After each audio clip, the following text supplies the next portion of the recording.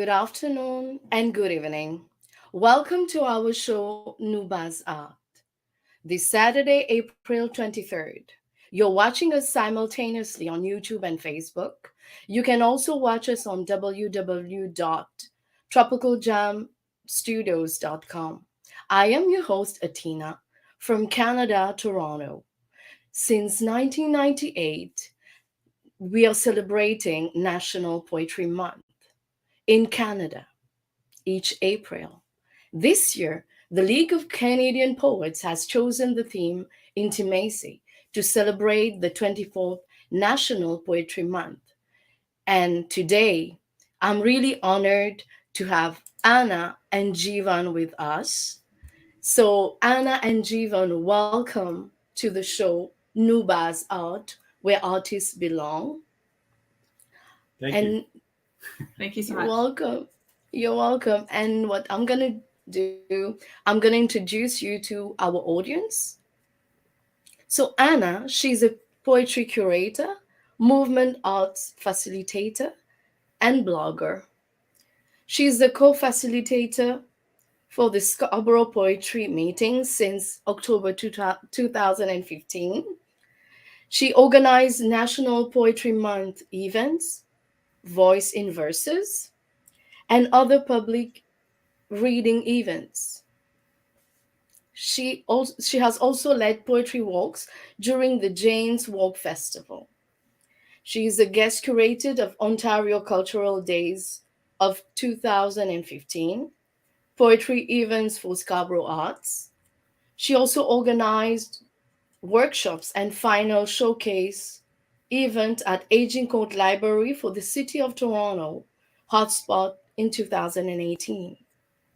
She combines climate justice storytelling with movement arts. And this year, she has hosted the Voice and Verses for, for the month of poetry. We have the great author Jivan Bhagwat with us. He lives in Scarborough, Ontario, and his work has been published across Canada, US, and internationally. In 2003 and 2004, he won the Monica Laddell Prize for Poetry from Scarborough Arts Council. In 2015, he was recognized for his outstanding contribution to the community, for his contribution to the community, and he was the urban hero. He won the Urban Hero Awards for Arts and Culture.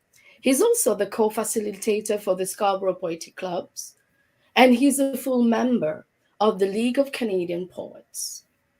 Jeevan's poetry books comprise of Na- Night Shadows, Malplowman, publication 1998. His best-selling book is The Weight of Dreams, in publication 2015. His latest collection, Untitled Luminescence, in publication 2020. Anna and Jivan, again, thank you for being here on our show, here to share your love for poetry and what you do in Canada, in Scarborough. What you do, you promote in a very magnificent way poetry. So, Anna and Jiwan, can you tell us about the Scarborough Poetry Club, about your love for poetry? Sure. Well, first of all, thank you so much for inviting us onto this program. It's a great pleasure to be here and a privilege. The Scarborough Poetry Club began in October 2015 because we saw a need in our community to provide a platform for poets and writers to not only get their voices heard, but also to connect with like-minded individuals and promote a love of poetry in our community. Since that time, our club has grown exponentially. We have over 70 affiliated members with our Scarborough Poetry Club, and we are now a fixture on the literary scene in Scarborough and indeed in the Greater Toronto area. So we're very pleased with the way the club has progressed over the years, and we look forward to taking the club to greater heights in the future. That's awesome. And that's really awesome. And also you organize activities, right? How is it, the frequency? So we have several activities that are recurring. So we have monthly poetry club meetings on the first Friday of every month, 6 to 7 p.m.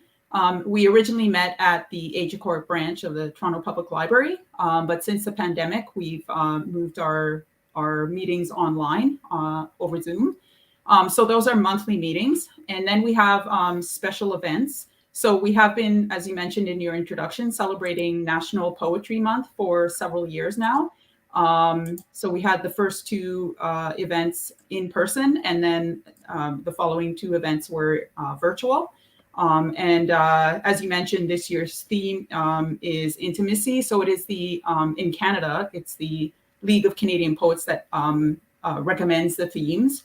And then communities can, go with that theme for their events as well. So we've done that.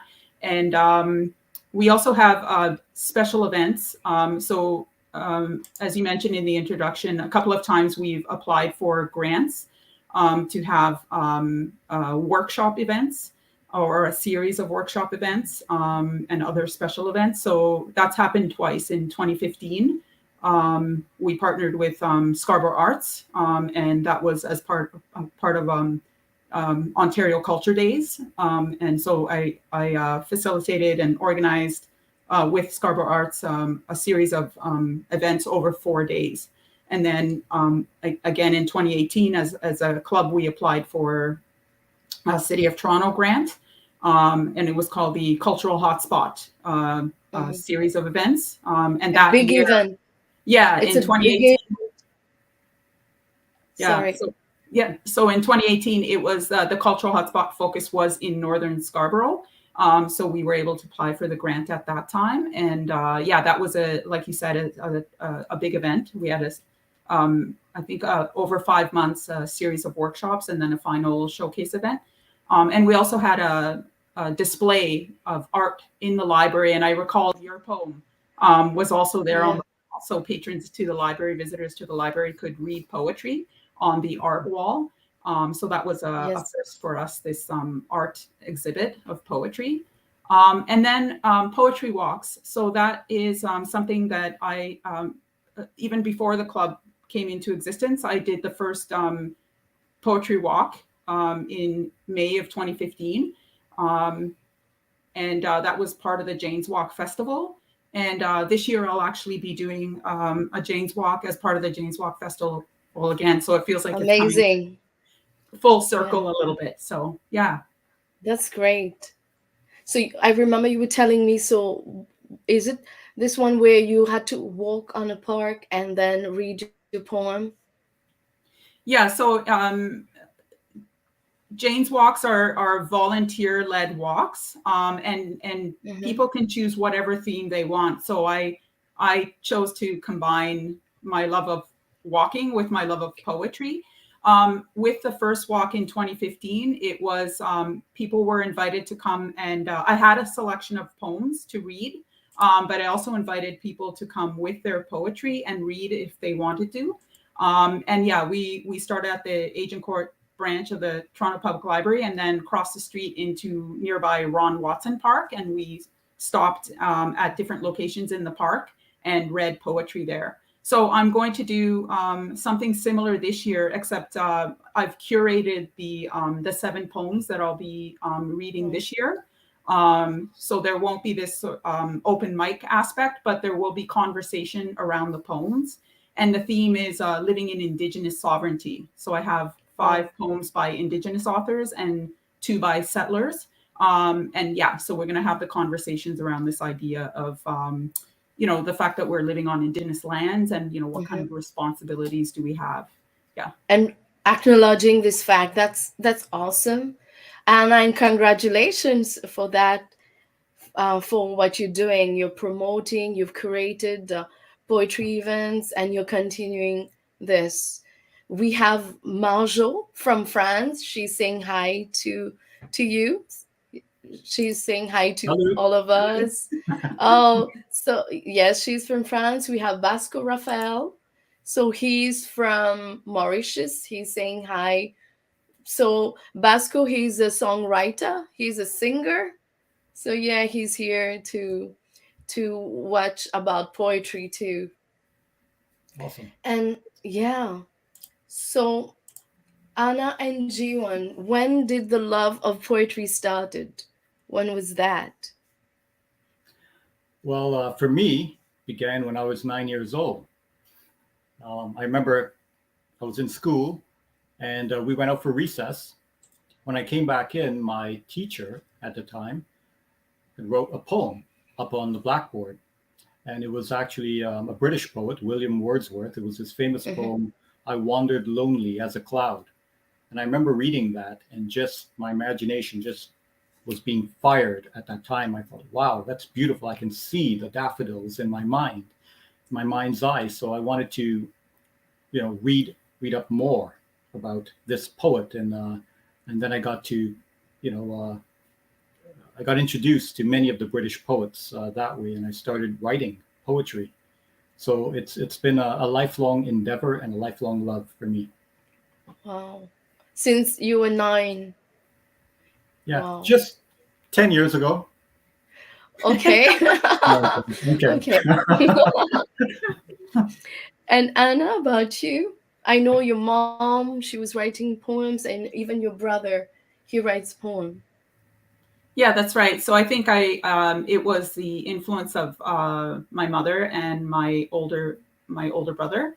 I mean, I enjoyed poetry units in English class. Like a lot of students are introduced to poetry through school.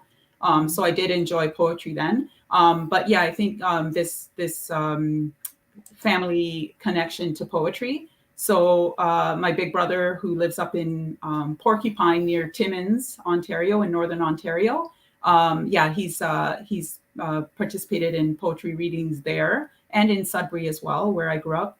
And he's been published. And yeah, so, and my mother, she wrote in Finnish, which is her mother tongue. She's originally from Finland. She was published in several different Finnish and sometimes bilingual publications. And then her poetry was translated to English as well by a friend of ours, Christina Skogberg. Yeah, so she's been published in English as well. So yeah, it was their love of poetry that influenced me. And then of course, when I met Jeevan, Mm-hmm. I didn't know that he was a poet. I sort of discovered that a Wow. little bit later. But yeah, and so I realized that he's got this love of poetry, and so yeah, we enjoy it to this day together. So Wow. So you have always been surrounded by poets. Your mom, your brother, Jivan. That's amazing. And why do you write poems, Jivan? Well, I think Anna? writing poetry Yes. is at once first at once a personal act, but also a communal one, right? We write poems for ourselves, right? We try to find meaning for, Mm-hmm. attach meaning to our feelings and uncover truths or discover truths about ourselves. So we have to very much look inwards for that. But why do I write poetry? Because I want to connect with human beings. When we write poems, we want to share poems after. And that's what, in my opinion, Mm-hmm. makes poetry a very human art form, right? We want to communicate our thoughts, our feelings, our hopes, fears, and dreams to other individuals because, in many ways, we want that to resonate with them.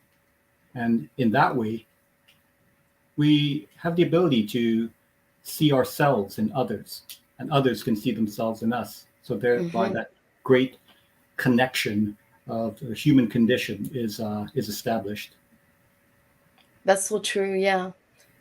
I think I read somewhere where you said you write because you want to discover yourself first. Absolutely. Yeah, absolutely. I think when you write poetry, it's learning about yourself, right? Mm-hmm. It's creating a narrative about yourself, about your experiences in life.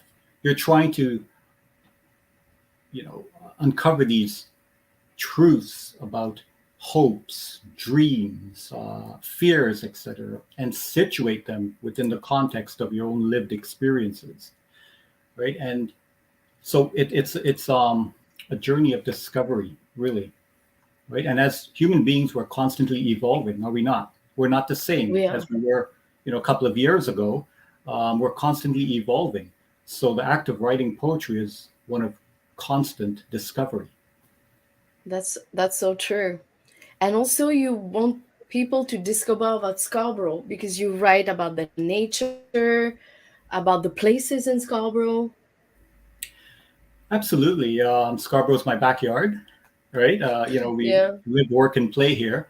So I take inspiration from my own community, from the beautiful green spaces in Scarborough. We're very fortunate to have many wonderful parks and green spaces here in Scarborough. So I take inspiration from that, and I want to promote that. I want people to learn more about Scarborough.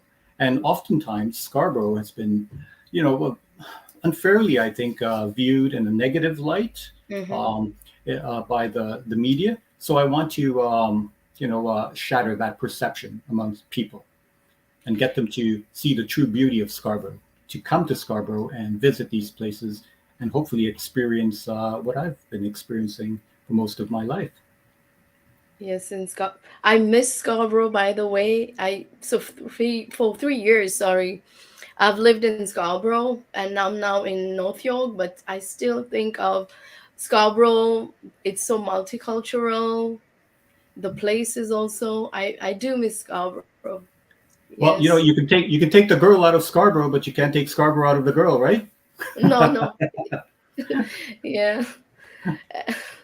And Anna, why do you write? Yeah, I mean, it for different reasons. Sometimes the writing is very personal, so I'm like working through something, and I think a lot of people start with that kind of poetry, that very personal poetry, where you're, working out difficult feelings and experiences as you move through life. And then sometimes I'm looking outward. I'm looking at my community. I'm looking at the world, the climate crisis, Hmm. injustice, that kind of thing. My mother, had many poems that looked at those kind of themes, and so sometimes it's needing to engage with those difficult themes and share our concern, and share my concern, and sometimes hopefully inspire some action as well. Certainly inspire more Hmm. reflection and asking of questions. When the poems have those kind of themes around, social justice issues or the climate crisis, and yeah. So every poem has a different purpose, and then of course readers will receive it in different ways. Every reader is unique, and will take something different from each poem. So yeah, but so it's both very personal and then also in many ways political. Um, Okay, so you know what we're gonna do? We will watch a video, The Linden Tree. It's a poem written by Jeevan, where you add fitness moves and also sign languages, right? So we're gonna watch and then we're gonna talk about the Linden Tree. Hi, my name is Anna from Embodied Climate Justice Fitness. I'm going to interpret a poem by Jivan Bhagwat called The Linden Tree. And I'm going to put this poem in the context of what I call anthropo-kinship, this idea of our interconnectedness with our local communities and our local systems in the Anthropocene, the current geologic era where we as humans are causing climate change. So I symbolize anthropo-kinship with a movement, a fitness movement. You can do this with me if you like, okay, seated or standing. So feeling into your feet and really feeling yourself grounding down into the energy of the earth below you, okay? Hands to the hips to start if you like. And then we're going to begin with a simple step tap. So step tap. So keep going with this step tap. And then we're going to add arms. Okay, so palms facing down. So we're pressing the energy in our bodies toward the energy of the earth, symbolizing interconnectedness, symbolizing anthropo-kinship, our relationship with local communities and ecosystems in the Anthropocene. Good. Okay, so this poem by Jivan Bhagwat is called The Linden Tree. So I'm going to interpret this with a series of mainly upper body, arm and hand gestures, including some gestures from American Sign Language, as well as other symbolic movements. So the linden tree. The linden tree. Your loveliness took root inside me, branched its way through my body till my spirit cried out with an aria of linden leaves. All this time you watched over me, ringed my years with dendrochronology, while my sapling dreams sprouted and grew.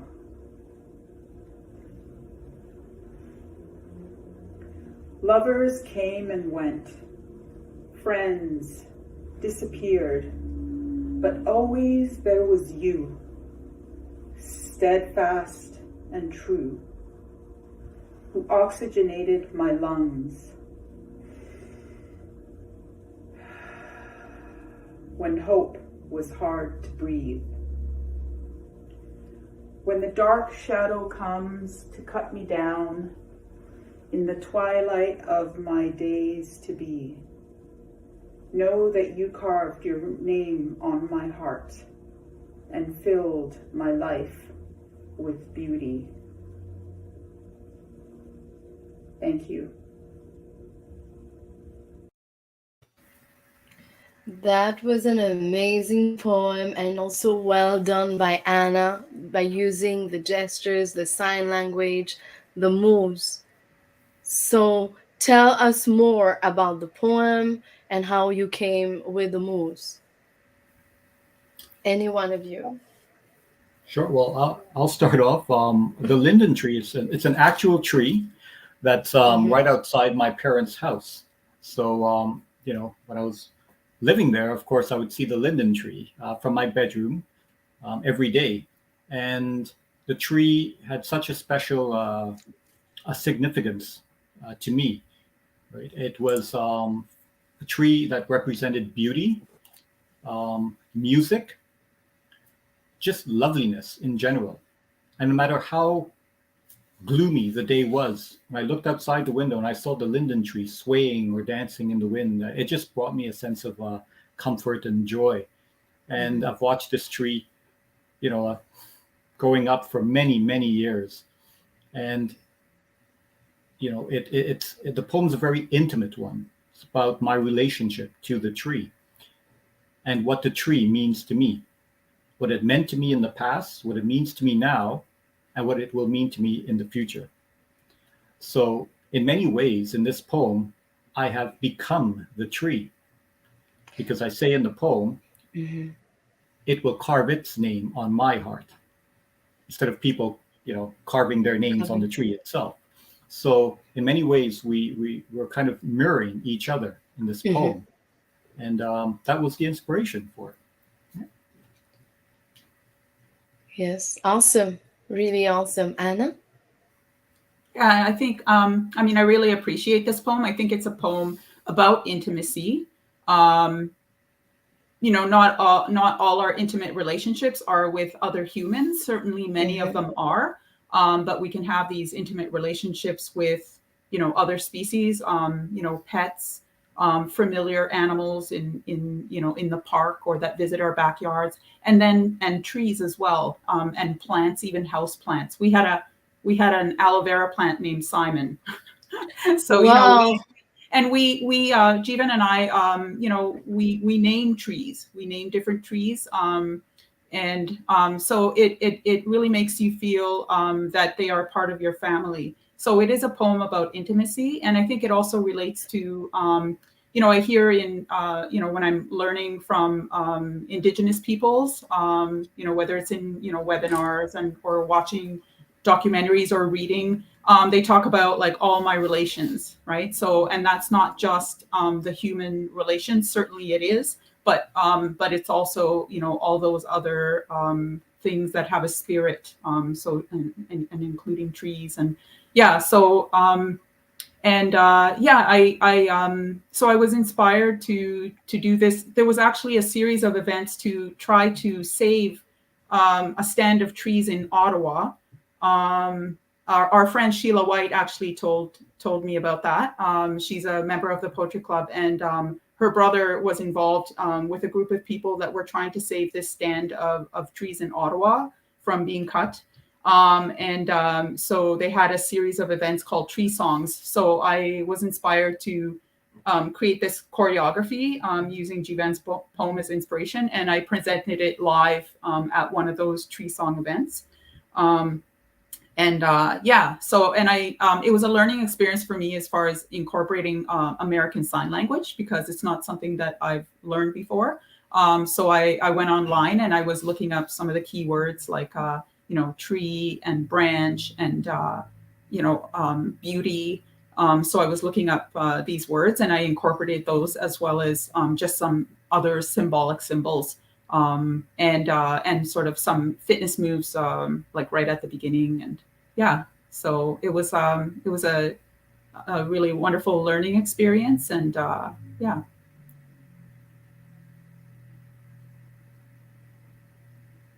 You're on mute. Sorry. Yes, I'm on mute. I've never thought, I've never thought of incorporating like fitness move in a poem, which is amazing what you do. Like you try to incorporate, these moves, and you also talk about climate change, mainly I think influenced by, mainly, your mom, you were stating she wrote mainly on these themes. So it's great to see that, you're you are carrying this, what your mom did, you're continuing this work and promoting. And Jeevan, what you said about the trees, so is it back home or in Canada, It's in the Canada. tree? It's actually It's not in, too far from where we're living here, so okay. I can visit it at Okay. any time, and I often Okay. do. And it's like seeing an old friend again Yeah, whenever I it's go. a Well, Scarborough tree. So it's right here in wow. Scarborough. And yeah, and actually we just learned that the city of Toronto is inviting people to choose um, uh, Toronto's tree, right? And there's like a choice of 4 different trees. They've had some input from Indigenous communities in sort of selecting the 4 candidates. So yeah, if Okay. people are interested in sort of choosing Toronto's official tree, that's happening now Wow. until sometime in May. I think you can vote for the official tree out of a choice of 4 trees. So Okay. Isn't Linden Tree on the list?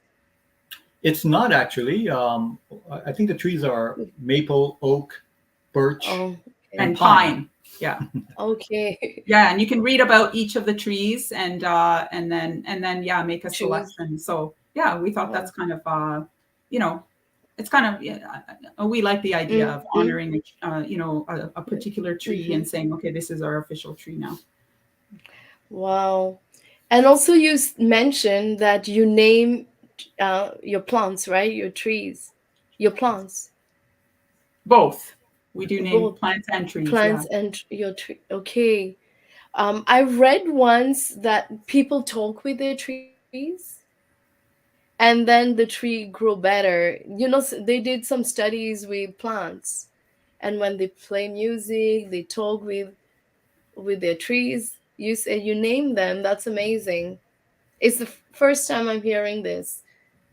Yeah. I think it's great when people talk to their plants and stuff. The only problem is if they say the plants talk back, then you've got a problem. Yeah, then it's a big problem. That's true.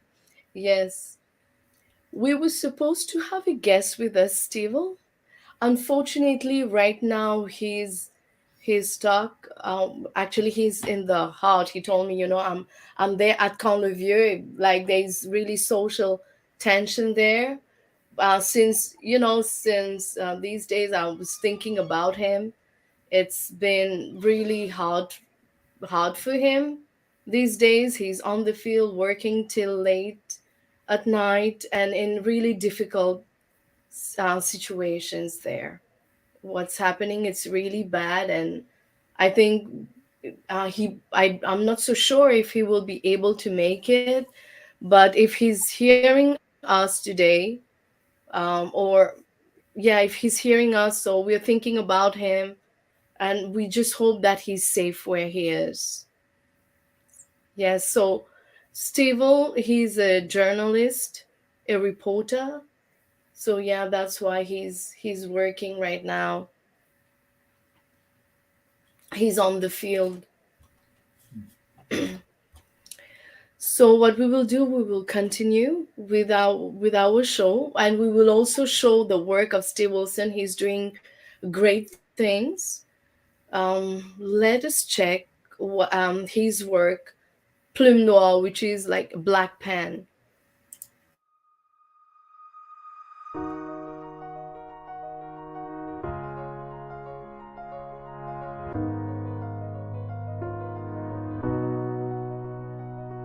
Plume noire. Le penseur ébène.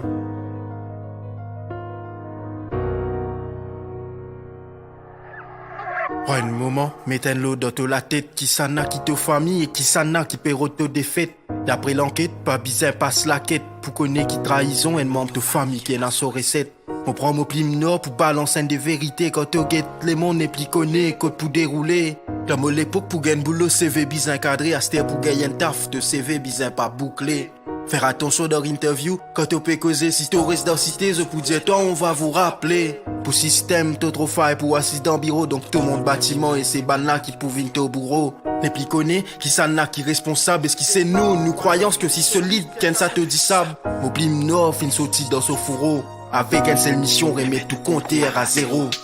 Lève-toi, dresse-toi, mets-toi sérieux, te paraît fait hier, man, tu es en qualité. Lève-toi, dresse-toi, mets-toi sérieux, si la vie peut caler, te descendre, te pousser. Lève-toi, dresse-toi, mets-toi sérieux, te paraît fait hier, man, tu es en qualité. Lève-toi, dresse-toi, mets-toi sérieux, si la vie peut caler, te descendre, te pousser.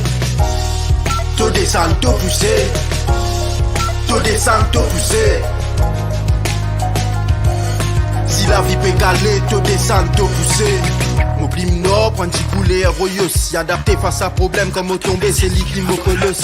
Quand des trois mots, y élimine ban fausse boss. Ban qui fait bœuf travail pour se capable, remplir de poste. Mon plume nord, lit aussi en poésie, il fait magique en ban mot, un gros big up à Nasposi. Mon plume nord prend le décis comme mon pagaie causé bizarre sans cirer parce qu'il pousse autre rappé gazouré. Mon plume nord, il vient ici pour dénoncer, créer loin le système, que corruption vient fiancer. C'est qui pyrisse, apéro de contre partout. Et c'est qui plie triste, c'est qui pauvre pédomi partout. Beaucoup d'éclats marie sans même qu'ils autres fin passe bague. Mais d'autres non le gâteau mari, pour autres ça c'est une blague. Pendant toi-même, t'es capable à l'Italie, pas ta élection. Plutôt que de soit Briani. Mon plume nord pour venir un tas de moun. Mais mon plume nord lui aussi là pour lui capable encourager moun. Quand t'as la tête haute et n'a meilleur d'humain. Jodi c'est un cadeau et nous appelle le présent. Lève-toi, dresse-toi, mets-toi sérieux, t'as pas rien fait hier, man, t'es en qualité. Lève-toi, dresse-toi, mets-toi sérieux, si la vie peut caler, t'as descendre, t'as pousser. Lève-toi, dresse-toi, mets-toi sérieux, t'as pas rien fait hier, man, t'es en qualité. Lève-toi, dresse-toi, mets-toi sérieux, si la vie peut caler, t'as descendre, t'as pousser. te descendre, te pousser, te descendre, te pousser.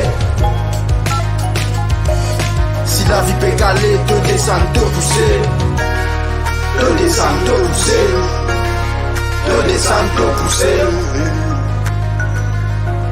Si la vie peut caler, te descendre, te pousser.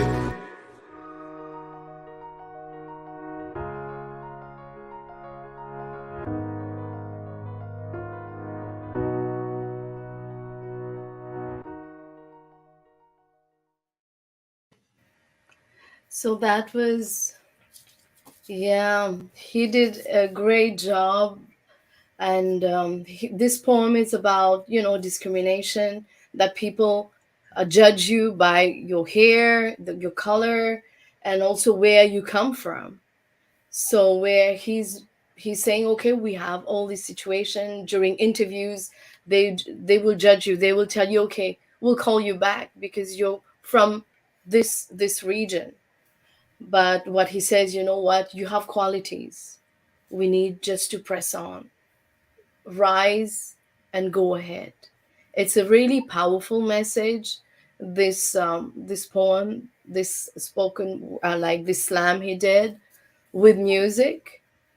But unfortunately, he's not here. But yeah, like I told you the other time, he is a soldier. He's on the field. Like, you know, we say the pen is mightier than the sword, and he has his pen. He's writing.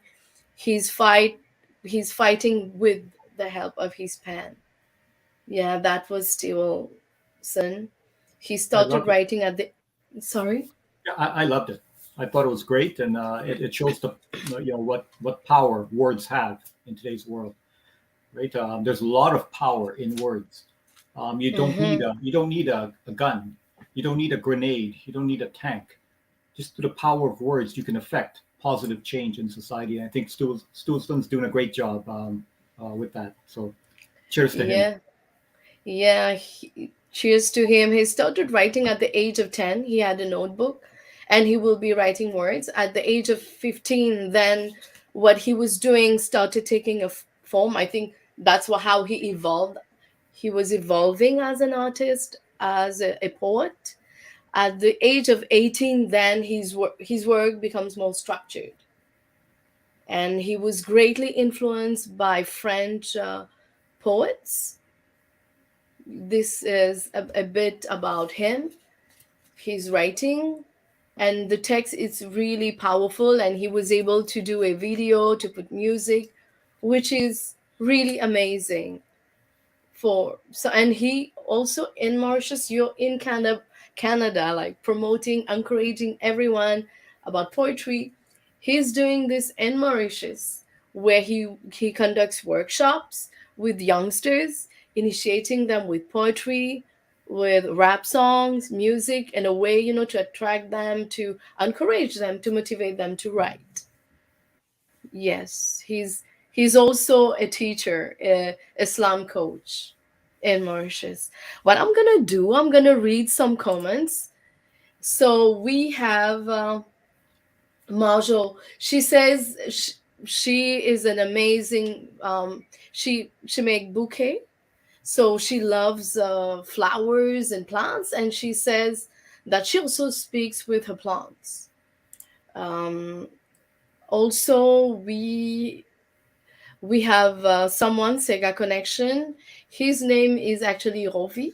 He's a music arranger, and he said bonjour et bonsoir. So hello, he's saying hello to everyone, and he's saying that poetry is a very sensitive, is an art which it is the most sensitive art that we have, and the theme will remain really close to the population. And also, poetry has a big brother, songs like singing. So yeah, he's saying that poetry is vital. This is what he's saying. Marjo is saying, "Hello, my brother. You're right. I love poetry." So she's from France. And what else? Yeah, So these are really great comments coming from Marjo, from Rovi, from Basco. Poetry, so yes, I've heard poetry is our century gun. This is what Sega Connection is saying. Yeah. Okay, so we'll continue. We saw how powerful is this video that we just watched. So, what is the power of poetry for you? Poetry, as I said, it's an art form that uses words. And when we think about it, words help to shape our reality. It helps us to make sense of our world. So poetry is an art form that can connect us in many different ways. It can motivate us. It can inspire us to become effective and mindful agents of change in our society. Right? So there's a lot of power in poetry.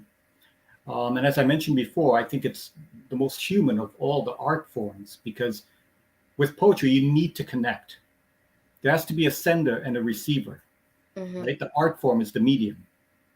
So we need to connect with others.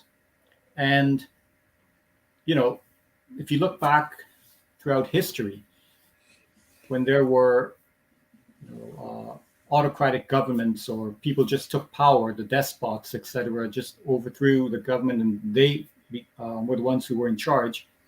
Poets were among the first people on their list they wanted to arrest and remove from society, because they realized the power of words and the role that poets play in society.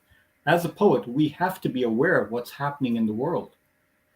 We have to speak up and speak out against injustice and violence and inequality, right? And climate crisis issues. We can't just write only for ourselves.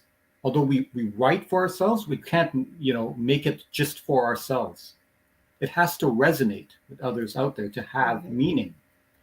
So it's important to use this powerful tool in a responsible manner.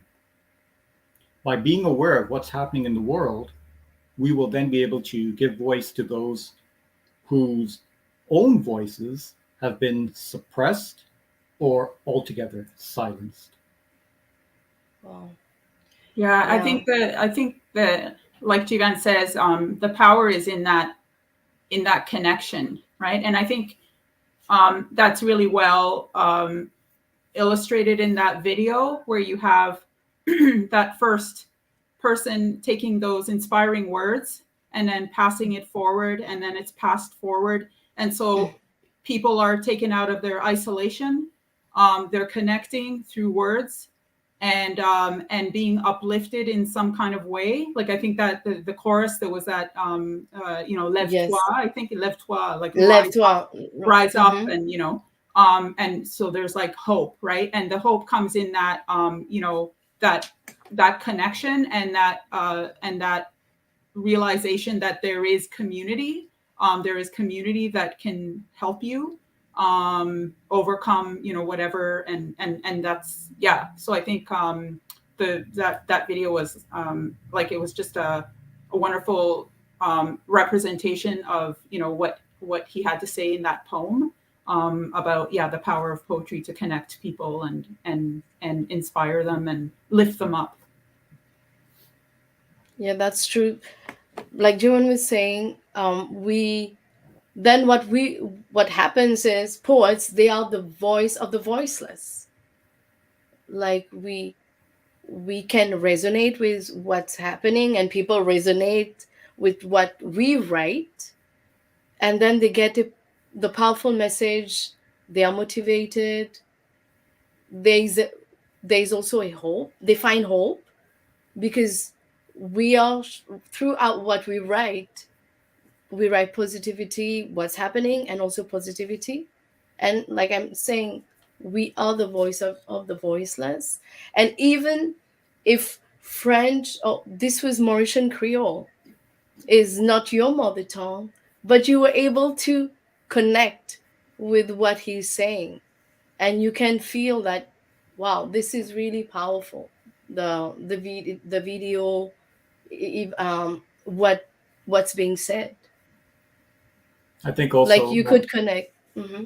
so I was going to just add that as if you're a poet, you have a moral responsibility to speak up.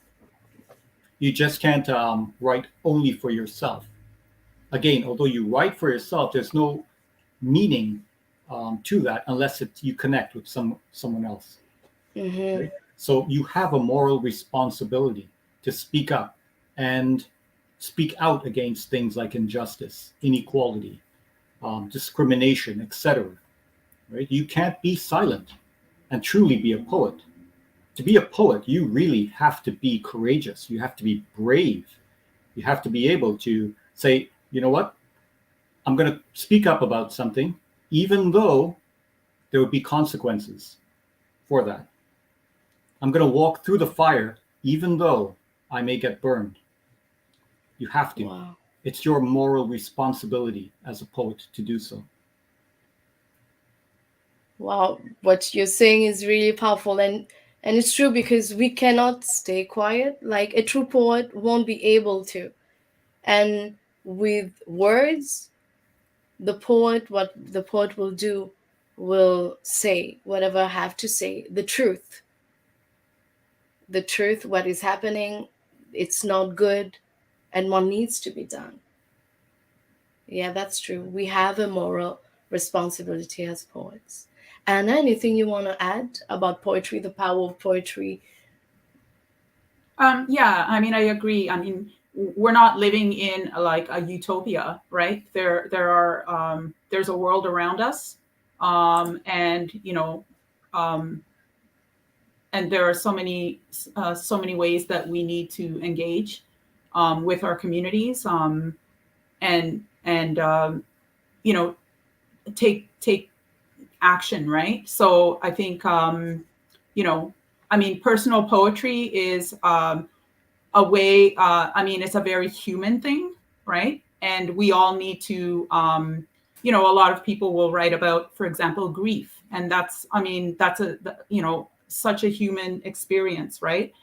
Grieving a loved one, right? Who has passed, or um, and so that's again a way that people can connect, and then when there's that healing, then we can actually we can look outside ourselves again, right? Because as humans we have so many so many experiences that draw us back in, and then but we want to do that healing, and I think poetry offers that healing, right? That healing connection, and then from there you can look out again, right? And then start looking around you again. And so all kinds of poetry has a role, but I think I agree that really there's this like moral responsibility too, right? To get involved, right, in different ways in community, and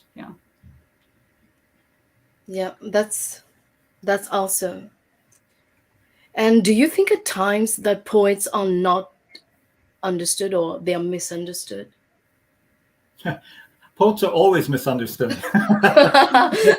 You smile. Oh my God. Okay. We're always Tell us more. misunderstood. Tell us more. Well, it's I've always said too that in the past that poetry should be for the people and by the people.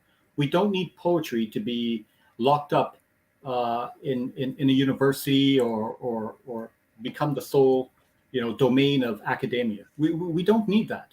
I mean, there's a place for that, but really we don't need it. Poetry has to resonate with the people, right? And if your poetry does not resonate with individuals, then you're missing out on something, right? You're missing out on the connective aspect of poetry. You shouldn't be writing for a specific audience per se, right? You should be writing for everyone. right? And for those aspiring poets out there, you know, sometimes you write your poems, you think you did a great job, and you send it out to those, you know, big university publications, and they send back a rejection letter to you and say, well, it's, you know, your work is not accepted. Don't be deterred. That just simply means they don't publish the type of poetry that you write, Mm-hmm. right? And don't let that stop you from writing poetry. Continue to write. The more you write, the more you read, the better you will become at understanding yourself and expressing yourself. And when that resonates with another individual, wow, that's really just a magical thing, right? That's why poets love to get up to a mic and read their poems, right? Because they want to see that connection. They want to feel that connection with others, right? Art, and in particular poetry, has that transformative element to it. It can motivate, it can inspire you to do things. It can motivate and inspire us to create a better world, a more just and equal world for everyone. Such is the power of words, right? We can shape reality and mold it to what we hope Mm-hmm. and want it to become. That's the great power, right, of poetry. I remember you were saying about the tree where you talk about your past, your present, and the future, where poetry transcends time. And now you're talking about the transformative, um, the power of transformation that poetry has. You know how it can change things, sensitize people about things that's happening through poetry, right? Talking about justice through poetry, nature. We saw even nature, and you said something really important about if the work of a poet is being rejected, we shouldn't feel heartbroken. It it is because it is not specific for that maybe institution or that editor, let's say, but we need to continue writing Absolutely. because Yeah. yeah, Art is subjective, is it not? So what one it person is. might not like, another might think this is the best thing I've read since Shakespeare. You don't know, right? So don't try to please people when you're writing. You write for yourself and you hope that it resonates with someone out there, right? That's where that magic of poetry occurs. Exactly. And we would like to hear a poem from you. Okay, I'd be honored to read a poem. I'm going to read a poem from my first full-length collection, which is this book. It's The Weight of Dreams. And this particular poem was inspired, I wrote it many years ago. It was inspired by a bird singing outside of the building where I worked. So I would walk to work every day. During the springtime, I'm hearing this bird, but I could never see it. And then one day on my lunch break, I went to the back of the building and I heard this bird singing. And I was determined to actually locate and identify this bird. And there it was. I saw it was a beautiful cardinal singing. And it inspired me to such an extent that I went back to my desk, took out my pen and took a piece of paper and wrote this poem in a single setting. And I felt fortunate because sometimes poems don't come so easily to you, right? And True. sometimes they come very easily. So Hmm. this was an example of a poem coming just very naturally to me. This poem's called Cardinal on High.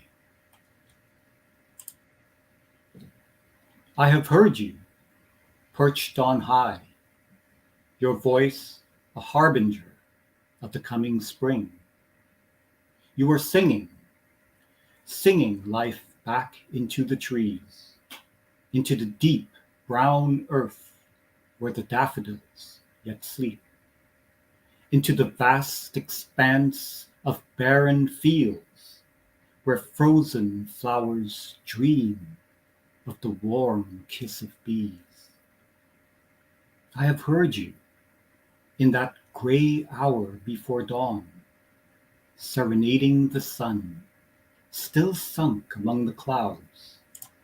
There, high upon some leafless branch, your voice in ecstasy, burning, burning your song into me. Wow, that's amazing.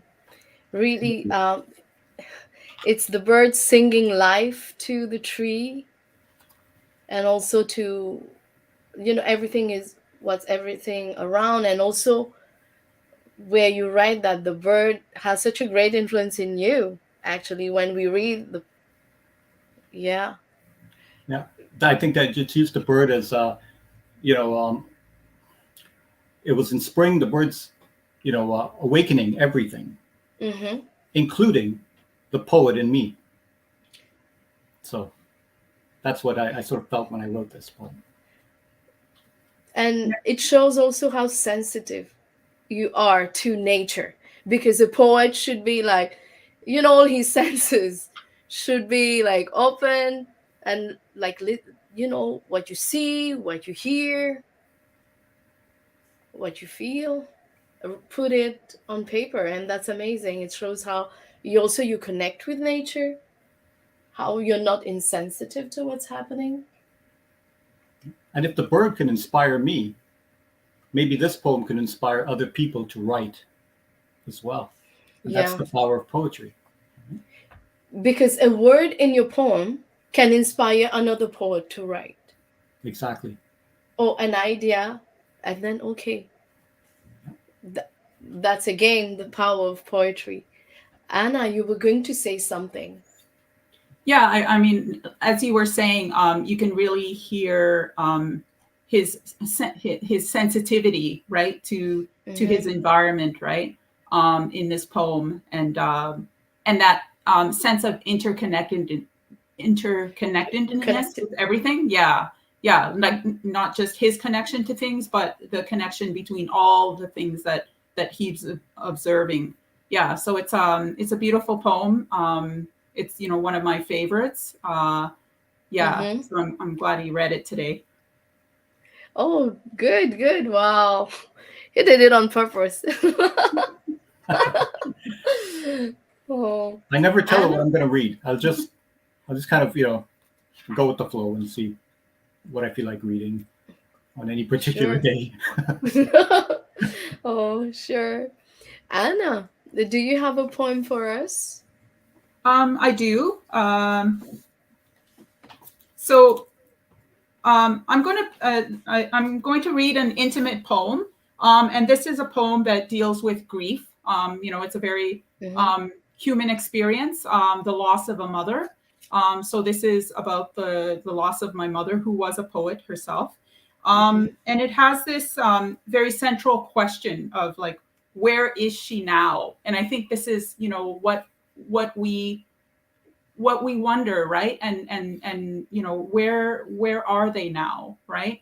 And I certainly was really thinking about that as I was grieving her, and then so in this poem I refer to material things, because a lot of when people pass away, they leave things behind, right? And often there's clothing, right? And I find that the clothing has this kind of intimacy. It's very personal because the person wore it on their body. In the case of my mother, she also made clothing, like she knit. She loved knitting, so she knitted for her family and her friends. So there's references to clothing in this poem, and then there's also references to breath, because I mean, to be alive is to breathe. But I was also inspired by another poet named Roger Nash. He's a well-known poet. He lives up in Sudbury, and my mother knew him as well. I've heard him read. He's published a lot of books. He has a new one coming out. And he talked about this idea of like a cosmic breath, right? This cosmic breath. So I was kind of, there's the material and the cosmic. So this poem is called Cosmic Cricket, because there's I work in this little cricket experience that I was having. So, you know, a little insect that I was hearing at the time. So I'll just read the poem and then maybe add something to it afterward. So it's called Cosmic Cricket. 3 years after my mom died, I hold my breath as I plastic bag her favored sun-bleached brown wool coat, still reeking of stale cigarettes, and tuck it into the bottom of the hall closet. The sensible thing would have been to put it out with the garbage. I do that 2 weeks later. On the first day after she passed away, even her tucked away tissues are too endearing to discard. My grieving dad hangs his first sad load of laundry on the clothesline in the yard, tries to console us by reciting where he got each t-shirt. Where is she now? Can I find her in the sweater she knit for herself that still smells like her? In the long socks she left for my dad? In the many mittens she made for me?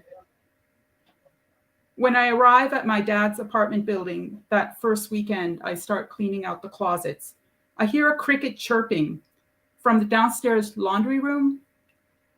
2 weeks later, when I'm back, I still hear it and worry, how long can a cricket go without food? Then worry, should I have peeked in my mom's pockets? How long can a cricket go without air?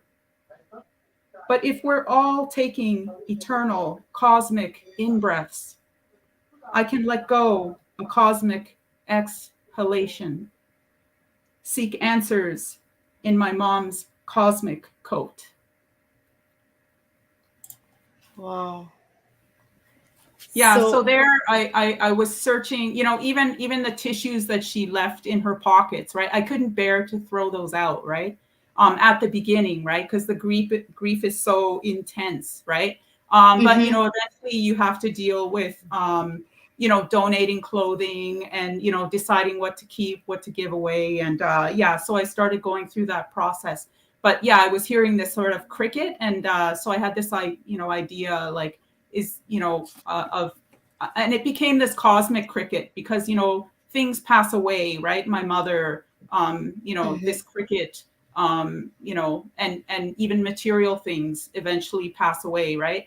And so, but there's this cosmic realm. So the answers are not really in the material things, although you can find an aspect of, like my mother, I do feel that in some way she's in those mittens that she knit for me. Like there's something of her spirit in those material things. But she's in that cosmic realm now, right? So she's everywhere. And so that poem is about really discovering this answer. Where is she? She hasn't disappeared. She's everywhere. Where? Yeah. Wow. And you know what you experience? I'm thinking of my cousin. It's, you know, it's almost the same thing. Again, the same process. Like, I remember she was donating stuff and throwing some stuff too at home. It was really a painful process for her going through her mom's stuff recently. And when you're saying, because you know, there are memories, right? The clothing, even the tissue paper you mentioned, it reminds you of her. And she's like you're saying, she's everywhere. She's in your mind, you in your heart, you're thinking about her. Yeah, it's really an awesome poem, very intimate. And also you have questions, right, about life. So how can this cricket stay for so many days without food? I think you meant in your poem, I'm not quoting it word to word, but you have questions about life here also. Someone who departed, but there is this cricket, which is very symbolic, where you have questions.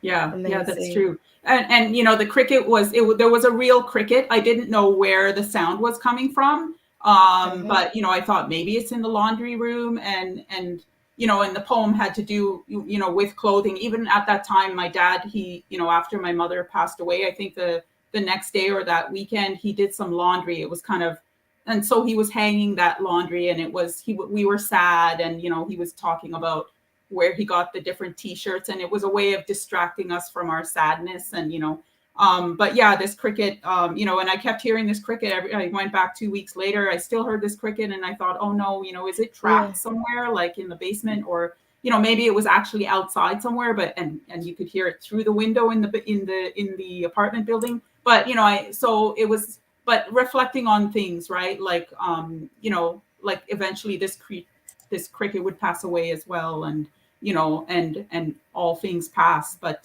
where are they, and where are the beloved things, right? And they're everywhere. So yeah, I think it's a very deeply moving poem, and a poem that we can all relate to at some point in our lives, in one way or another. It's again, it's very intimate, and it's beautiful. Thank you. It is beautiful, and also, like I'm telling you, many people will relate to it. And same, I see the sensitivity. Like Jeevan was hearing the sound of the bird, and you heard the sound of the cricket, and also which inspired you to write. It's your mom departure, yes, but also you were really sensitive with the cricket sound. We have with us Le Penseur. I don't know why we can't see him. Maybe he having a technical problem. Can you hear us, Steve? Steve, are you here? I think he's having... Okay. So meanwhile, Jeevan, do you have another poem you want to share with us? Sure.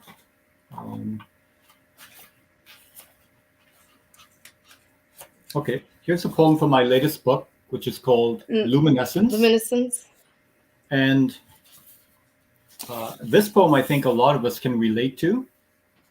When you have family gatherings, and particularly with large family gatherings, you have the old women who sort of, come into the kitchen and take over, and they're sort of apart from everyone, and they do what they do, and I was just fascinated about that, watching these old women go about, doing their traditional cooking and wearing their traditional clothing, etc. And I was inspired to write this poem.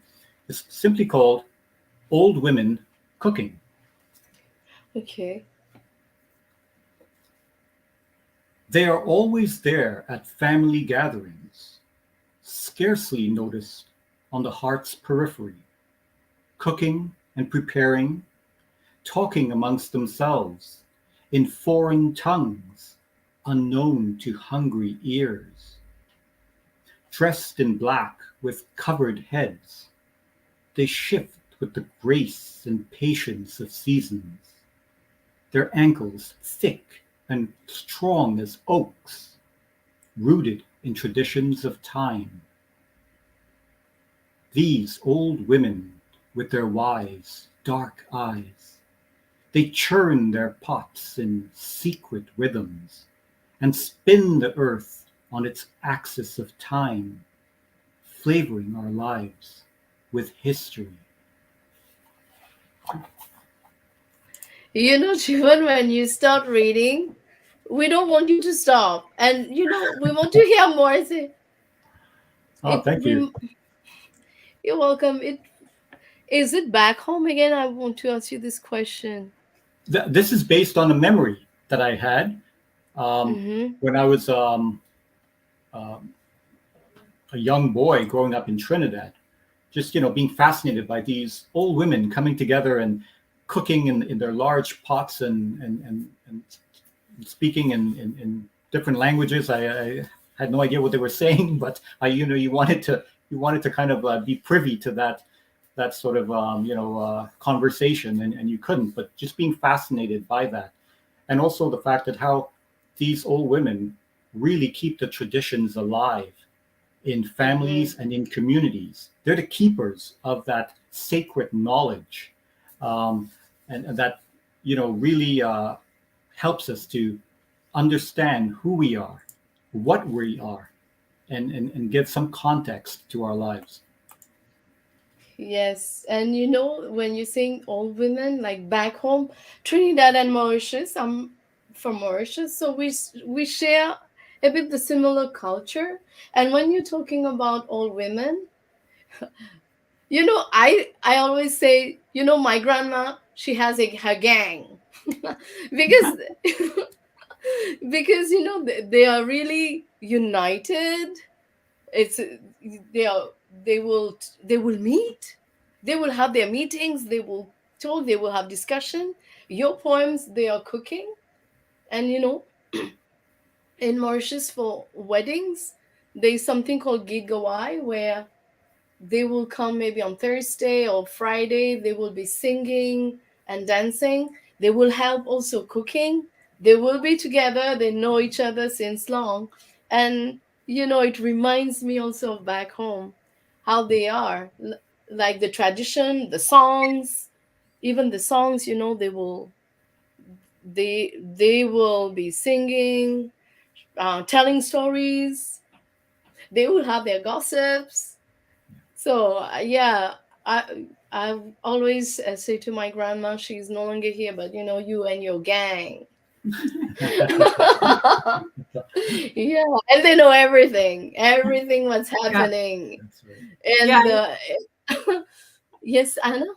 Yeah, like in terms of like they know everything and they're this kind of secret gang or something. Like I love the lines in the poems where he says about the secret rhythms, like they're churning those cooking pots, right? And there's this kind of secret rhythm, and I think that's that intimacy, right? The intimacy of those women, that their little collective, right? And but I also love how he says it's that churning, right, that's actually spinning the earth on its axis, right? So he's taking this very it might look like a very mundane activity, something people do every day, several times a day, is cooking, right? But it has this like such significance, right? He elevates it in the poem to this sort of very like almost epic level, right? This very mundane, or what people might see as mundane or ordinary or typical human activity of cooking, but elevates it to this sort of epic proportion. So it's their churning that actually keeps the earth spinning, right? So yeah, I love that aspect of the poem, and several of your poems kind of do that. Yeah. Yeah, that's amazing, right? How, and also, Jivan used really powerful words like there, was it you said like oak, you, Yeah, yeah. I said which is their like ankles strong are strong as oaks, ankle. so to speak. Yeah, Yeah, and, that's and rooted in traditions of time. rooted. Again, nature, the metaphor you used about them using the earth. We are able to have now, thank God, Stewelderson with us after a long day. Um, okay, I think there is a kind of technical issue. So yeah, he just came from work actually. So meanwhile, what I'll introduce him. Uh-oh. He's having some technical issues where he is. So Stewelderson is also known as Le Penseur d'Ébène. He is a spoken word artist, poet, and singer. Born in Rodrigues, I call the island of poets. Okay, he's a multimedia journalist, reporter at L'Express. He is also a teacher at MPRB, and he was greatly influenced by Grand Corps Malade, Kerry James, La Fouine. At the age of 10, he starts writing in a notebook. At the age of 15, his text takes form. And then at the age of 18, his work is more structured. 2019 is a great year for him because he's able to participate in a show called Liberté, Égalité, Féminité, organized by Lens. And what happened is Ziad Peerbox, a well-known spoken word artist in Mauritius, takes him under his wings. The same year, with Émilie Jean-Louis, they create Mouvement Slam Up. He is resilient, determined, and passionate in what he does. He wants to grow artistically, and he wants to broaden his horizon. His main objective is to promote art. He is a role model for many young poets in Mauritius, and artists like Osmosis Project and Black Nas Crew has collaborated with him. Please help me welcome Stewelderson. Hi, Stewelderson. How are you? Hello everyone, I'm fine and you? Oh, we are good. We are good. We were waiting for you, but we know that it's really difficult. But you made it. You made it, huh? Because we Yes, know it's how it is. really difficult in Mauritius right now. Like there is social tension, and I know riots going there. He even got shot right with tear gas, and it's not easy. Mm-hmm. Hello, still you here? Yes, Yes, Stevenson, we spoke about when you start. We spoke about when, yes, why, I can hear you. and I what can hear you. inspires. Yeah, you can hear me. Awesome. About poetry, why you write, when you started, and the power. We spoke about the power of poetry. So, what would you like to add Yes. about poetry, why you write? So I started writing when I was like 10 years old. Writing was like something I was doing just to escape from reality because I thought reality was really hard.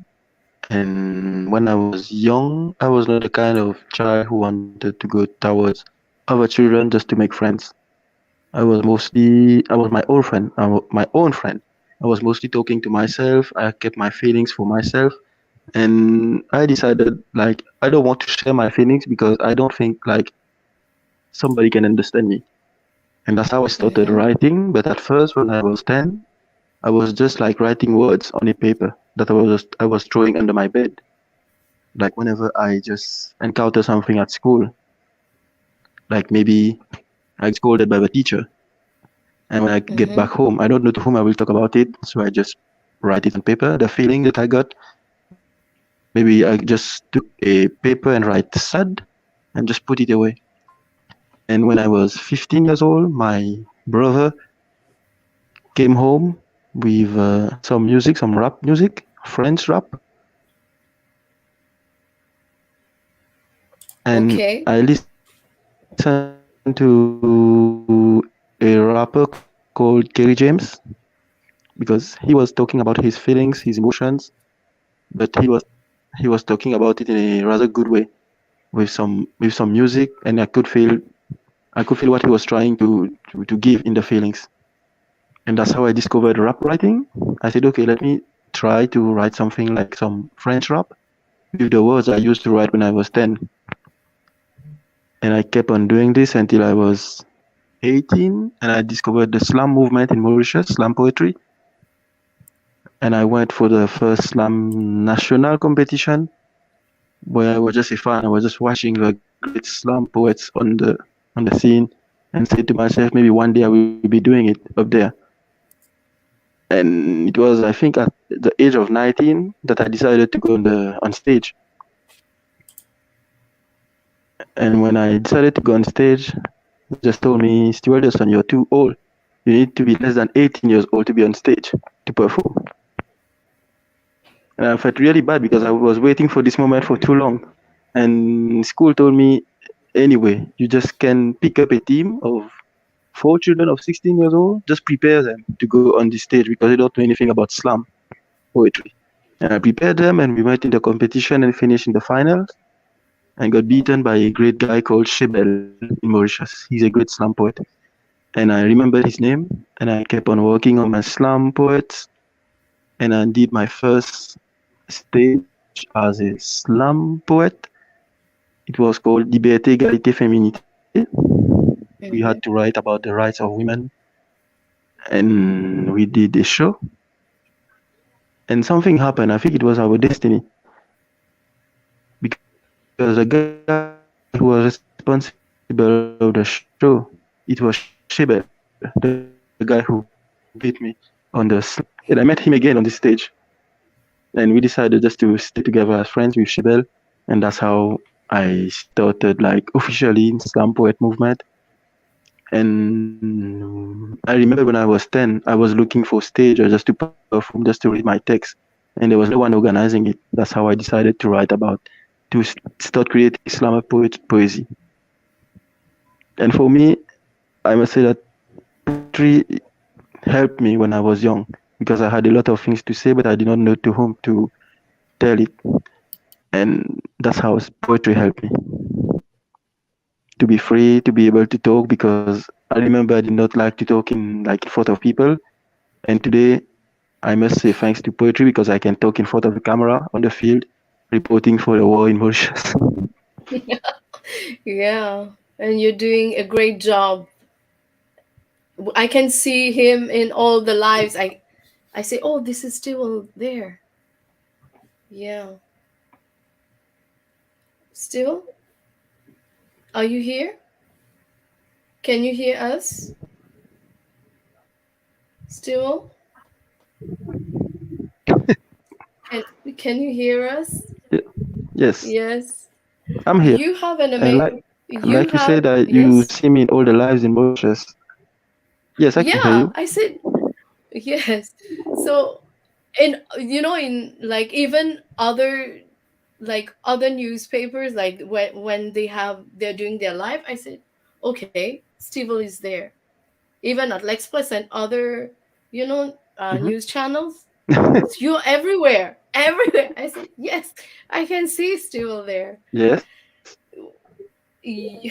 Still, your story is really powerful, and I think that many youngsters they faced, and yes, I they must are facing. say I'm really.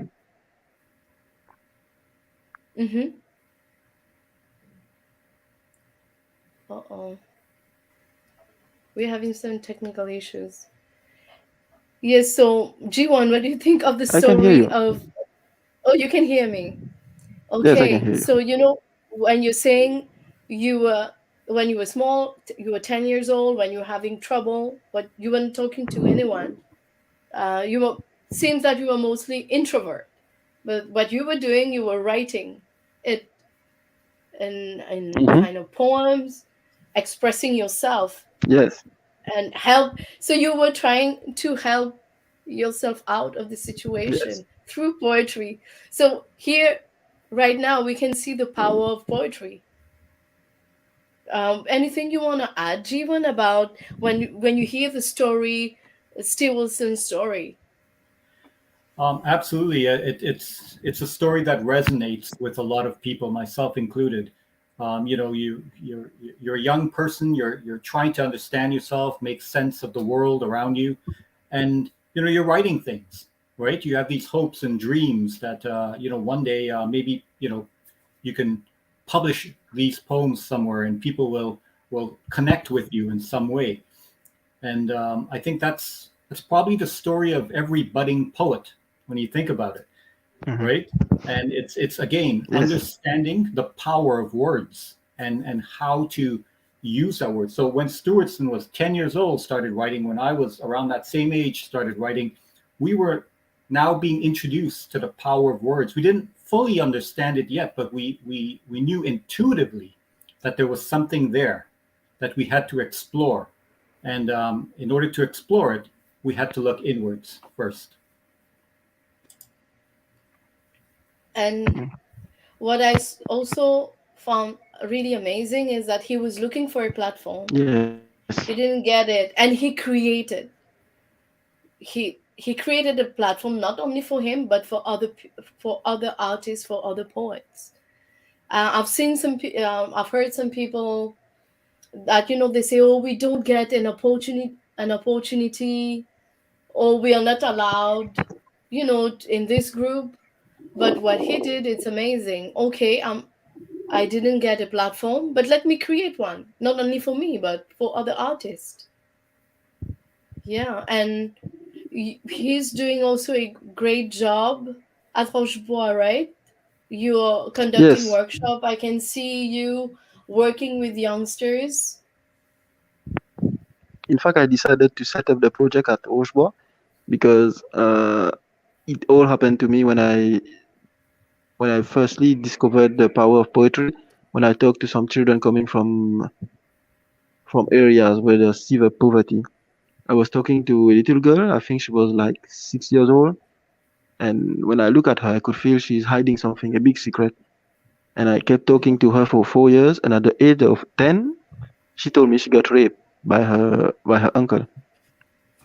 And I said, Yeah. "So you're trying to escape from this?" She said, "Yes." And I introduced her to poetry. We started writing. She started to write her feelings on some paper, and she started to write some poems. And after I think 2 years, she came back to me and said, "I think I like poetry because of poetry. Now I can feel like I am free." And that's how she decided to move to free. I must say she's free today because she just felt like she talked about it and she's free because she was hiding this big secret for too long. And that's how I decided I need to do poetry and to make it accessible to every children because it can help to, like we say in French, libérer la parole. And normally in Rochebois, they say the children from Rochebois are like they're les laissés pour compte. And I did not like this word. So I decided to launch a poetry workshop at Rochebois, and it works really well because the children really likes it. I've seen the videos how the students, they are enjoying poetry through music, through rap song. They are really participating in the workshop. I could see, and I was really amazed. And poetry, it's a therapy, right? Like, and even Anna mentioned about it, the healing. It helps. Poetry helps to heal. Yes. And the testimony, what you're saying, cases that you've seen about the girl, you know Hmm. poetry, like, has helped her actually to heal. And this is not an easy situation that she went through, but again, here we see the power of poetry. Anna, you want to add something about what Stewelderson said? Yeah, it's like you're saying, poetry can be used to heal from trauma and from grief, and then when you're out, when you can rise up from that place, then you're able to help other people, right? And I think your video, Stewelson, really kind of showed that, right? It demonstrated that power of words to be to heal, and then the ability to carry that forward and pass it along and heal a community, right? So yeah, wonderful. I think there's that cathartic element to poetry as well, right? As Anna said, that leads to that healing process. When we write, we release things from within us. They can be bottled up, right, and held tightly within.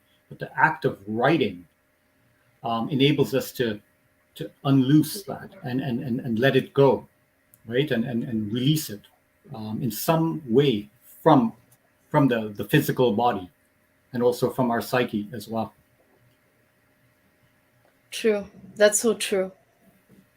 So what we're gonna do, we're gonna watch a video of the title is Coupable by Le Penseur by Stewelderson.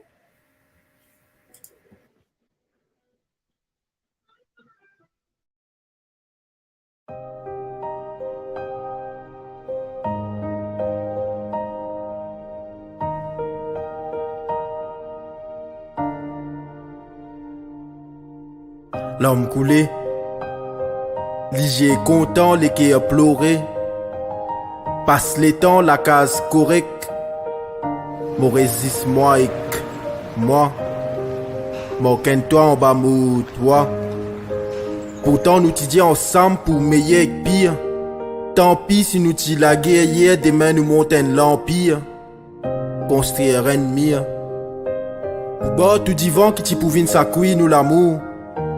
Échec et mat, mon mat gâte mo la vie, gâte nous famille. Bat mo baby, perdi mo dignité parmi. La main qui t'y sortait toi, première fois l'eau l'escalier. Pin prend tout la vie et l'y recouvert de 10 cahier. Tout souvenir, balier. Tout souvenir, balier. Jodi devant tribunal, mo la vie, mo coupable. Jodi devant tribunal, nous la vie, mo coupable. Coupable. Jodi devant tribunal, mo la vie, mo coupable. Jodi devant tribunal, nous la vie, mo coupable. Coupable. Si mo bizarre mettre moi dans la peau un poète, mo pouvait faire attention, puissance ban mot. Et nati modou pour certains gros mots salés qui tassent dans la tête, qui palais descendent, tasse l'eau palais.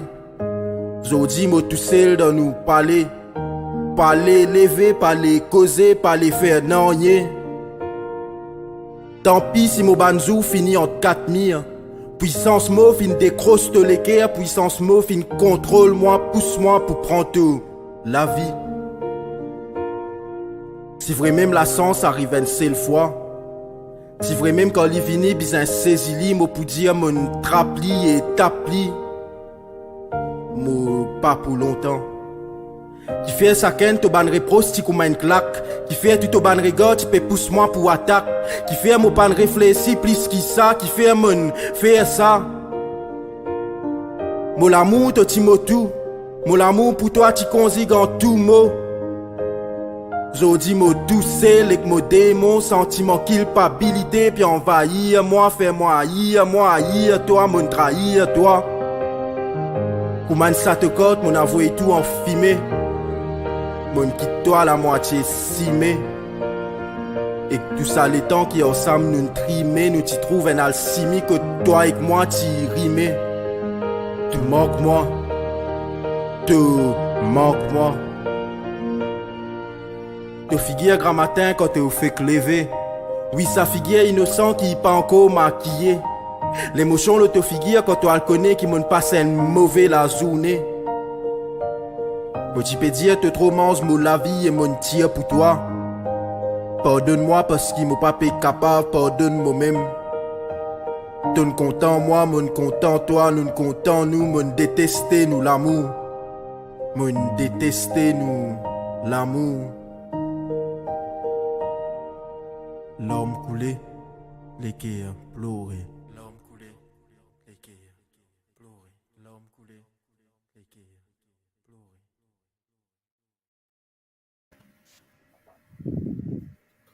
So very powerful text about gender violence, and it's the High Commission of Canada actually that partnered right with you for this video. The High In Commission of fact, Canada South Africa. it's an NGO in Yes. Mauritius called 3G. It was set up by a lady called Pretty La German Girl. It fights for children that comes from, let's say, extreme poverty, and also for women. And the project consisted about showing another aspect of domestic violence, because in Mauritius, when we talk about domestic violence, we always like talk. The project of 3G was just to talk about the man who committed the act.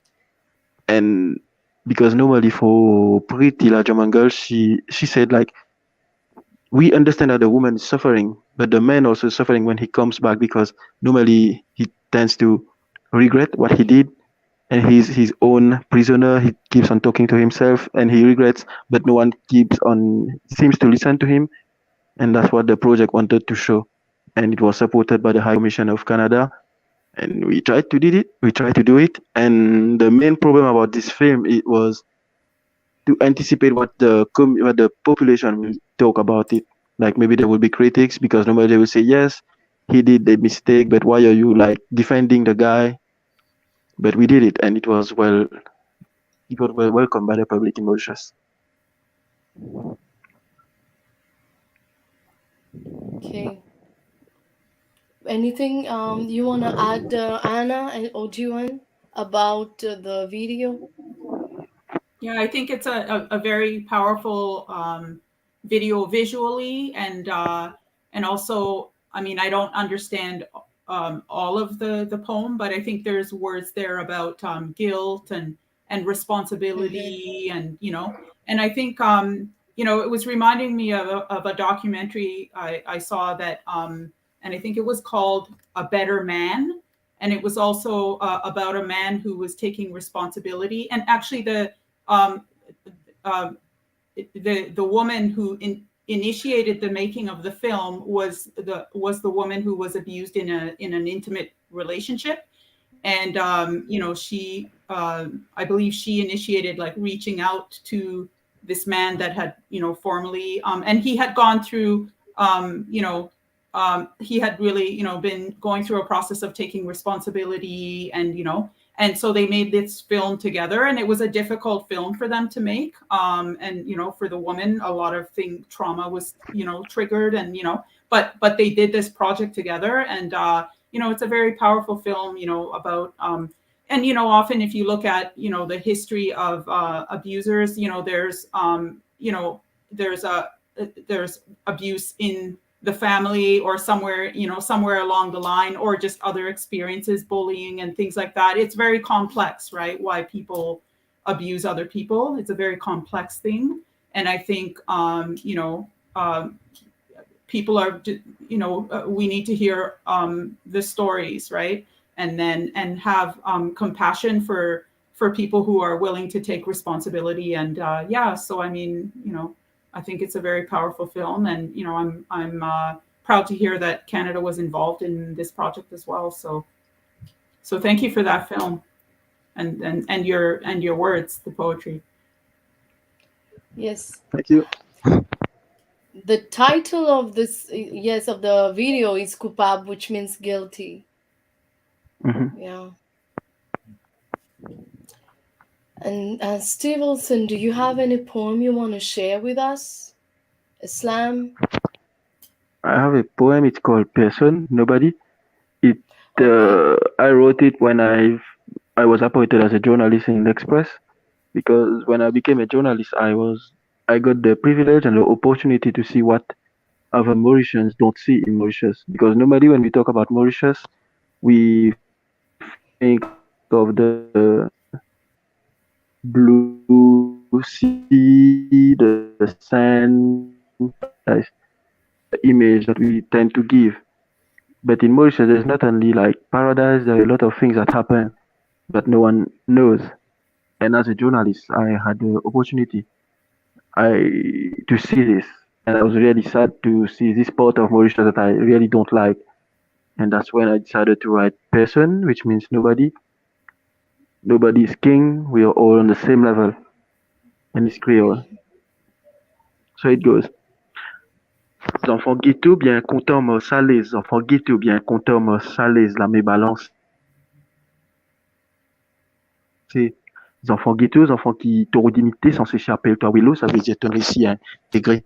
Bon, pour cause franc, pas passeport 4, 5, 6 mai. Pour nazis la vérité, laisse ici moi le fait médimé. Premier cisé sans ces Maurice paradisiaque, mais qui fait la différence entre Rodrigue et les enfants en flic en flac. Mais sac 50, on a pouvoir l'auto la croix, et on a pour dire toi votre bloc, je peux donner toi une case en béton. Dis en béton quand après élection, tu peux rotzot, mais je trop là-haut, je tente la voix. qui fait en Koina, qui en file ses mises blé, fin si pour défendre citoyen, mais c'est eux mêmes qui fait toi troubler. Bon, pas envie cela pour généraliser, mais s'il vous plaît, moi général, fin arrive les pour ouvrir au ligier de sacré gore et une souffrance qui peut cacher, vient restaurer beaucoup patron dit travail plus si tu en vivre une risque pour te casser que tu payes une mission on appelle ça reine ministre et dans homme qui faut à cause ça il a fait bon moi saluer tout ban qui aide ban des mini ban qui suivent ban des mini pour connaître qui se devine ban qui lie tristesse dans la voix on connaît deviner n'a pour gagner là je vais obligé à deviner that's person. Wow. Can you explain the poem to everyone here? So line by line the text starts by saying that children that comes from poor regions the society tends to call them like willow the gangsters and if you want to be part of this community like we say you need to call yourself a gangster and I also talk about the difference of two regions in Mauritius. There's a region of Flic-en-Flac in Mauritius where you go you can see the big houses you can see a lot of shops you can see the best cars in Mauritius and there's a part of Mauritius that is called Rodrigue where you can see the extreme poverty children don't have anything to eat they depend on the NGOs and when there is heavy rain the house like faces flood really that make me think a lot because what's happening in Mauritius right now when you tend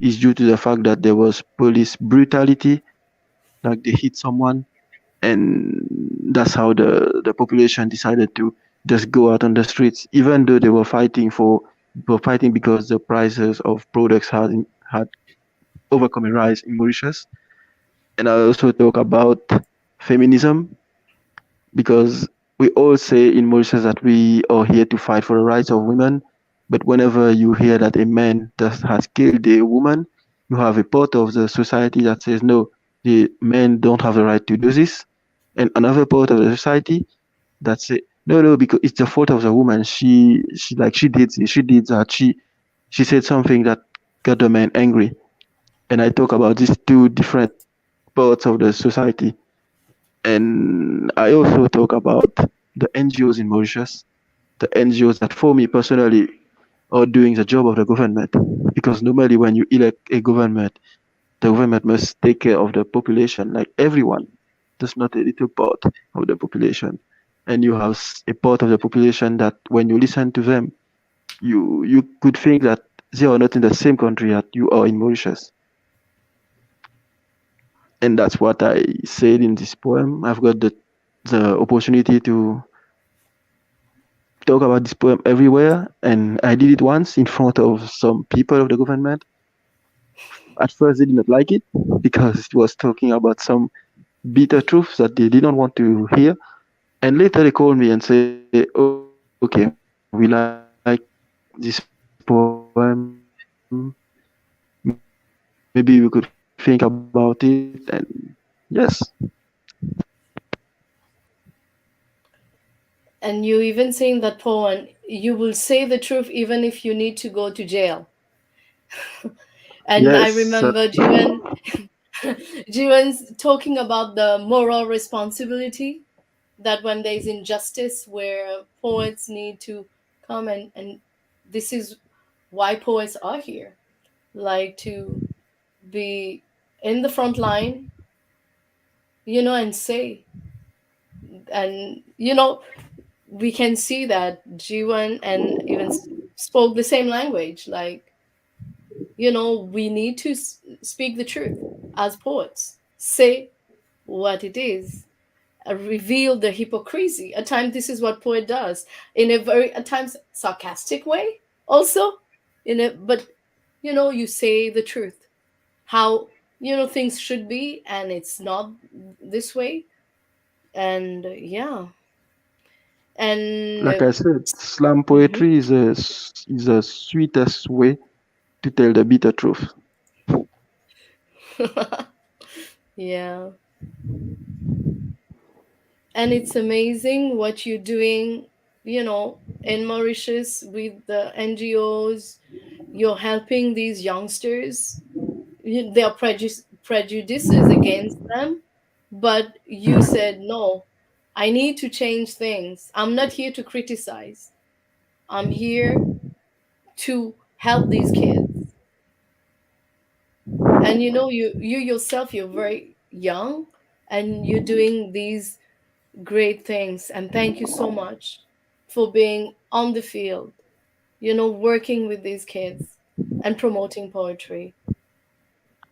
Thank you. Yes, it's it it was really amazing to have Stewelderson, Anna, and Jeevan with us. Thank Thank you. you. You're awesome poets, awesome I human think I'm beings. grateful to poetry because poetry helped me when nobody was there. So all I'm doing is See? just like the best way to say thank you to poetry. Mm-hmm. Yeah. Like you're returning to the community. Actually, yes, you're giving community poetry, right? What you got as gift. Yes. Yes. And I'm really glad I've had two Canadians, one Mauritians on our show, sharing the love of poetry. As always, I always wanted Nou Baz-Art to be like a bridge, a crossroads where artists meet, share, and we saw similarities, despite we being here in Canada, and you are right now in Mauritius. But we spoke the same language when we talk about poetry, right? The healing power of Mhm. poetry, you know, poetry as a weapon, a peaceful weapon, you know, to change things. Yeah, thank you so much, for your presence here, and the poems you shared, really powerful. Anna, your poem about your mom, Jivan, your poems about nature, and Stewelderson, your poems about discrimination. Thank I you would so like much. to say excuse me because I was late. It's because of the fight in Mauritius. I was still in the middle of the fight. I was thinking about the show. I said, no, I need to come back quickly to talk about poetry. And I managed to escape from the tear gas to come here to do this. Wow. Steelson, I'm thanking you because I know I'm seeing the videos, how it's scary.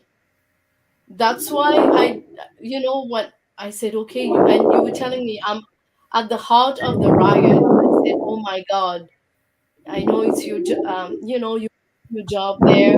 I said, Hussein, I hope you're doing fine. Are you hearing a sound, a weird sound? I'm sorry, I But don't know we're what so it is. honored by your presence, Stu Alderson. Given the circumstances there, and your dedication to journalism, and and to your poetry, and to your community. So we're really honored to be here with you in this space, and so grateful to Athena for hosting this conversation. Yeah, and we hope to stay in touch in some way, so Alderson. So Yes. and continue to follow what you're doing now that we've been introduced to your important work. So thank you again. And Stewardson, if Thank you. keep shining your poetry on the darkness, because your poetry is a light. It's a light that exposes the truth, right? And that's what needs to be brought out. And I think you're doing a wonderful job. I'm so happy to have met you, and absolutely stay in touch. And we'll see what we can do later on, if we can do any collaborations later on. But we think your heart's in the right place, and you're a poet, and that means you're a brave person. And I admire bravery in people. Yeah, that would be awesome, a Thank you. So is collaboration it? between. Thank you. Yes, sorry, Stewel, you were saying something? No, I was just saying thank you to everyone, and thank you because it's always a pleasure to connect with another poets and to just share what we are doing. It was really a pleasure for me to be here. So our show is ending. And again, I wish to thank you, Jivan. You're amazing, Anna, amazing, doing great things in Scarborough. We will have, events, right? Are there any events actually taking place you want to share? Well, I do have it's not posted yet, but I do have a poetry walk coming up on Saturday, May 7th at 1 Okay. p.m., starting at the Agincourt branch of the Toronto Public Library. I'll send out, through the email and invite? on our Facebook page, I'll send out some information. It's not posted yet to Jane's Walk, so that's why I'm holding off a little bit, but it's part of the Jane's Walk Festival. And the theme is living in Indigenous sovereignty. So I've curated 7 poems, 5 by Indigenous authors and 2 by people who are identifying as settlers. It's going to raise some some important questions to think about. What is our responsibility regarding like truth, justice, and reconciliation for Indigenous communities and peoples. And even this question of land back and what does that mean? What could that look like? And so because Indigenous rights are very much tied to their relationship to the land, and what can we learn from them in terms of this climate crisis and how to address it. So it's going to raise some important questions. So I'll be sharing some more information about that soon. So. Awesome. We look forward to have this information and to see what you're doing, Anna. Thank you for sharing. Stewelderson, you have an event coming soon on the 30th. Yes, right? so on the 30th of April, we have the Slammer Poetry Slam. It's the first event of a league. We are doing a league of slam poetry. The main idea behind this league is to have an event each month in every regions of Mauritius, just to be able to have an event for the poets who are looking for a stage, and so they can come here and can meet. Let's say I'm looking for the word. I don't want to say all poets. Let's say the veteran. Okay, the veteran. And we can say to be able veteran, yeah. To share and to be able to face a movement for slam poetry in Mauritius. Awesome. So on the 3rd, is there any way people can subscribe, can register?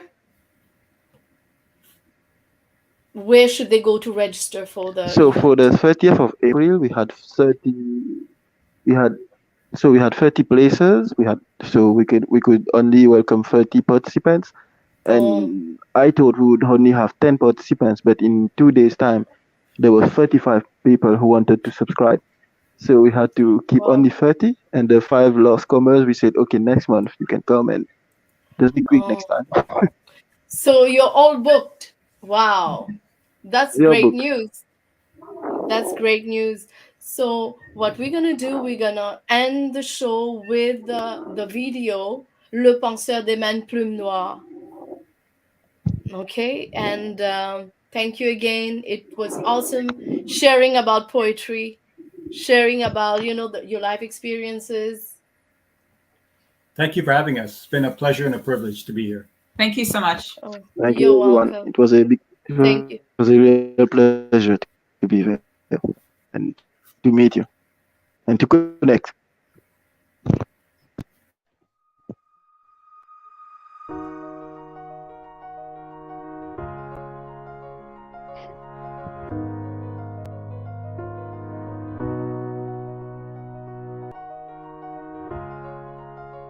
Le penseur Ibn.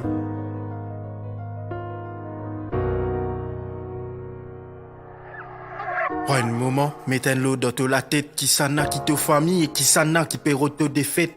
D'après l'enquête, pas bizarre passe la quête. Pour connaître qui trahison et membre de famille qui est dans sa recette.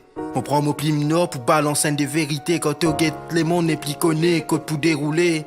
Comme à l'époque pour gagner boulot, CV bizarre cadré, à cette pour gagner un taf de CV bizarre pas bouclé. Faire attention dans l'interview, quand on peut causer, si tu restes dans la cité, je peux dire, toi, on va vous rappeler. Pour système, t'as trop faille pour assis dans le bureau, donc tout le monde bâtiment et c'est ban-là qui pouvent venir au bureau. Les piconner, qui s'en a qui responsable, est-ce qui c'est nous croyons que si solide, qu'en ça te dit ça. M'oublie m'noff, une sortie dans ce fourreau. Avec une seule mission, remettre tout compter à zéro. Lève-toi, dresse-toi, mets-toi sérieux, t'as pas référé hier, man, tu n'as qualité. Lève-toi, dresse-toi, mets-toi sérieux, si la vie peut caler, te descendre, te pousser. Lève-toi, dresse-toi, mets-toi sérieux, t'as pas référé hier, man, tu n'as qualité. Lève-toi, dresse-toi, mets-toi sérieux, si la vie peut caler, te descendre, te pousser. Te descendre, te pousser. Te descendre, te pousser. Si la vie peut caler, te descendre, te pousser. M'oublie m'nord, prendre petit couler, royeux. Si adapté face à problème, comme au tomber, c'est lui qui m'ocolos. En des trois mots, y'élimine ban fausse boss. Ban qui fait bœuf travail, pour se capable, remplis de postes. M'oublie m'nord, lui aussi en poésie, il fait magie comme ban mot, un gros big up à Nash possible. M'oublie m'nord, prend le décis comme au pagaille, causer business sans cirer, parce qu'il pousse autre, rapper gazouré. M'oublie m'nord, il vient ici pour dénoncer, créer loin le système, que corruption vient fiancer. C'est qui plie risque, apéro de contre partout. Et c'est qui plie triste, c'est qui pauvre pédomi partout. Beaucoup d'éclats maris sans même qu'ils se fin passe bague. Mais d'autres non le gâteau mari, pour eux ça c'est une blague. Pendant toi-même, t'es capable de l'Italie, pas ta élection. Plutôt que de soit Briani. Mon plim nord pour venir un tas de moun, mais mon plim nord lui aussi là pour lui capable d'encourager moun. Quand t'as la tête haute et n'a meilleur d'humain. Jodi c'est un cadeau, et nous appelle le présent. Lève-toi, dresse-toi, mets-toi sérieux, t'as pas référé, man, tu n'as qualité. Lève-toi, dresse-toi, mets-toi sérieux, si la vie peut caler, te descendre, te pousser. Lève-toi, dresse-toi, mets-toi sérieux, t'as pas référé, man, tu n'as qualité. Lève-toi, dresse-toi, mets-toi sérieux, si la vie peut caler, te descendre, te pousser. Te descendre, te pousser. Te descendre, te pousser. Si la vie peut caler, te descendre, te pousser. Te descendre, te pousser. Te descendre, te pousser. Si la vie peut caler, te descendre, te pousser.